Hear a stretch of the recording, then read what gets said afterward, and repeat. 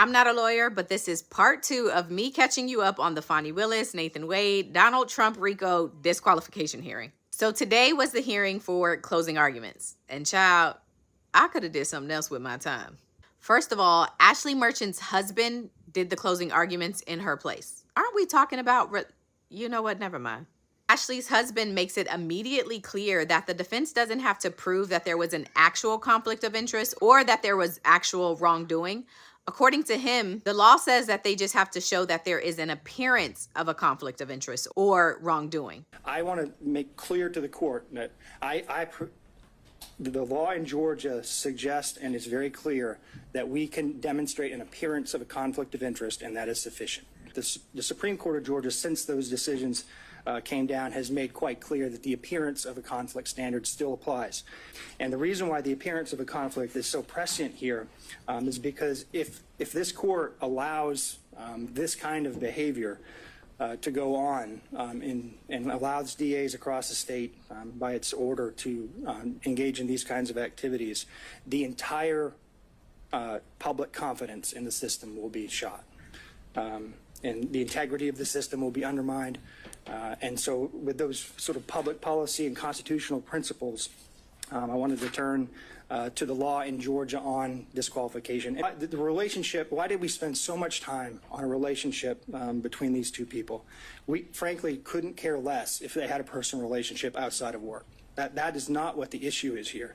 The issue is that they began this relationship in 2019.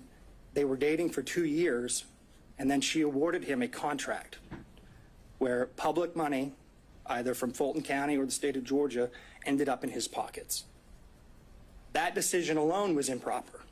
But what's even more improper is that then she and he used that money to go on personal vacations and trips. If you do the math on what he actually paid for it and what they testified she paid back in cash, you still have over $9,200. $9,200 and $9,247 to be exact is the amount of money they cannot account for. And he and the other attorneys, in their presentations, they all cite a bunch of case law to support their argument, and they spoke a lot about the speech Fani gave at church. Now, do you have to find that Wade and Willis lied? No. What you need to be able to find is that there is a concern, a legitimate concern based on the evidence in this case about their truthfulness, a legitimate concern about the truthfulness, which equates to an appearance of impropriety.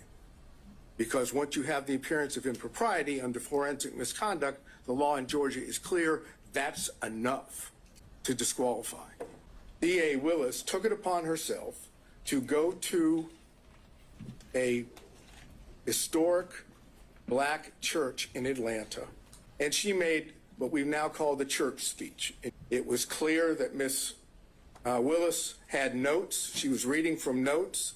It was a calculated determination by Miss Willis to prejudice the defendants and their counsel.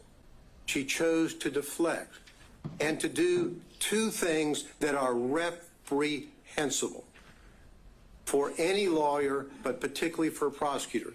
She chose to pull out the race card and the God card. Why, in her talk, public discussion with God, why are they only attacking one? But she chose to deflect and say them, the reference to them and the others and they. It's obviously a reference to the motion filed by Ms. Merchant. They choose to go after the black man. And she then goes on, again, deflecting away and deflecting to what I call the third rail in American society, choosing somebody on the other side of being a racist. So-and-so is a racist. They're racist. She was the one playing the race card in a way to try to deflect from her own conduct.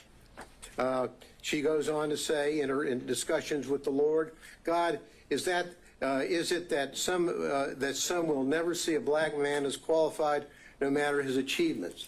Again, the deflection. And then Ms. Fani Willis walks in to hear the state's closing arguments. Now, the state argues that the defense does, in fact, have to show that there's an actual conflict of interest, not just an appearance of a conflict of interest.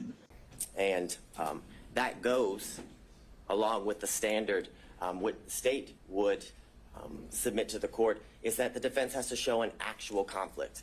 And in this instance, they have to show the actual conflict would be that Ms. Willis received a financial benefit or gain and did it based, or got it based upon the outcome of the case.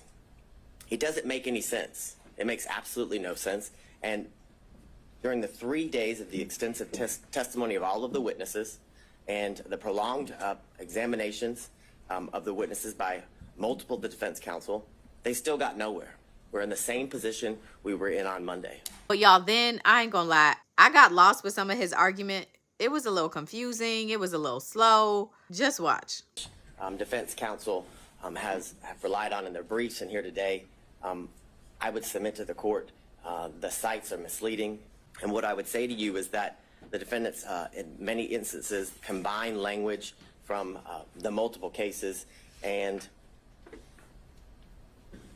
kind of what I would say is misstates the law as it relates to what the law or what is required in order for an elected district attorney and their office to be disqualified.